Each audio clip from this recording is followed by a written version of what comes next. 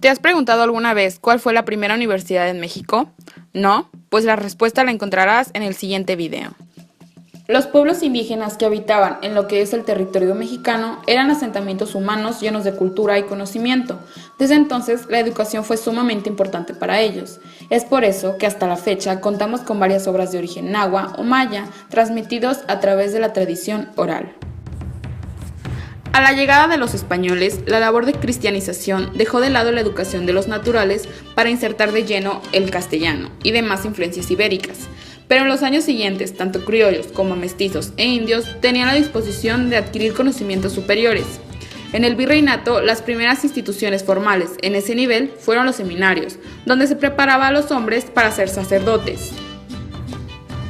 El pueblo novohispano tuvo que esperar a que el virrey Antonio de Mendoza y a Fray Juan de Zumárraga dirigieran la iniciativa de la fundación de la primera universidad en la Nueva España. El proceso fue rápido, pero la misión y visión variaron a lo largo de los años.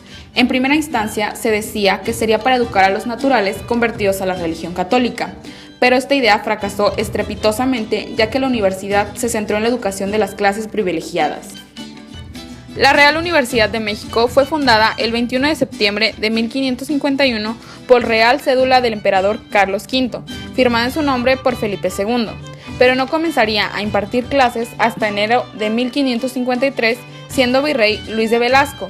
Décadas más tarde sería conocida como Real y Pontificia Universidad de México, cuando se le agregó la denominación de pontificia por la bula papal de Clemente VII, el 7 de octubre de 1597.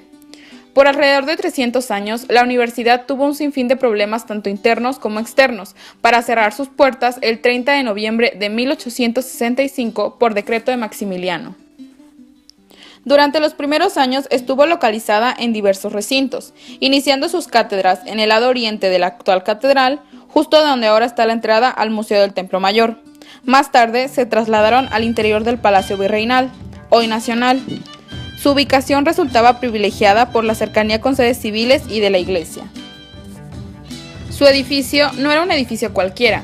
Para finales del siglo XVI, su superficie era de 57 por 49 metros, con una sola planta, un gran patio que daba con el claustro, su fachada principal enfrente de la Plaza del Volador y una antecapilla, capilla y una sacristía. El salón general solo era para actos académicos.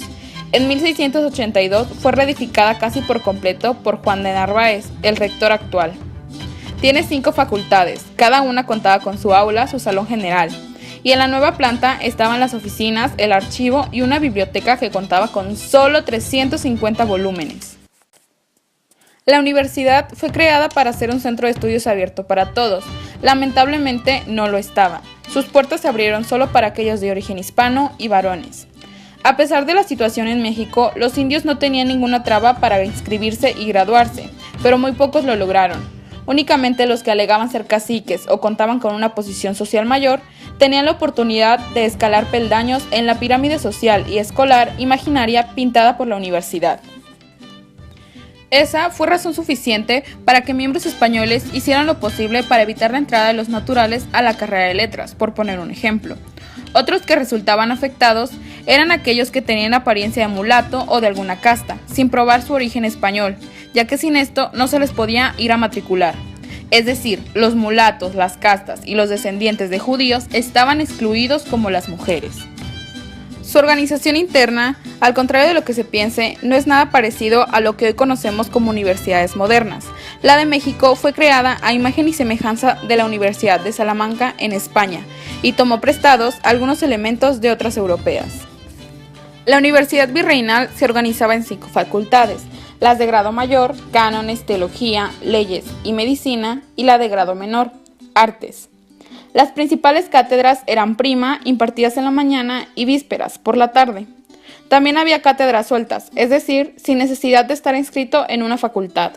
Estaban gramática, retórica, astrología, matemáticas y lenguas indígenas.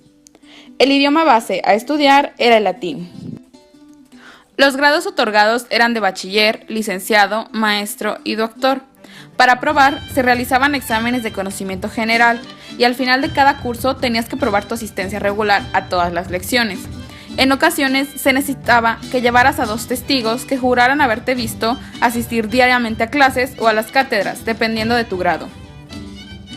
Luego de pasar y probar tu asistencia, acudías ante un jurado de 3 o 4 doctores que examinaban tu suficiencia y si lo aprobabas, ganabas el grado en el que te habías matriculado. La universidad estaba a cargo del rector, que se renovaba cada 10 de noviembre. Su figura se encargaba de los asuntos académicos y administrativos. A su lado se encontraba el canciller, representante de la autoridad eclesiástica. A pesar de que el rector era la máxima autoridad de la universidad, lo cierto es que en realidad lo era el rey de España, y en su ausencia el virrey, por lo que el rector era el tercero al mando en la cadena de jerarquías de la universidad.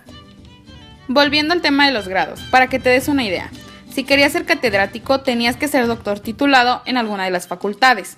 Para ser doctor tenías que ser licenciado, y para licenciarte tenías que ser bachiller por 4 años en leyes o cánones y 3 en artes, medicina y teología. Esta etapa te la podías saltar siempre y cuando tuvieras el permiso del virrey. Claro, solo si eras hijo de buena familia. Estudiar en la universidad era costoso, o bien eras becado por colegios o pertenecías a la clase alta. De acuerdo a historiadores y expertos, se necesitaban alrededor de 2,000 pesos para concluir tus estudios. Si llegabas a catedrático, ganabas anualmente más o menos 700 pesos. Tus gastos eran en la matrícula, cuotas, cursos, propinas, hospedaje, entre otras cosas.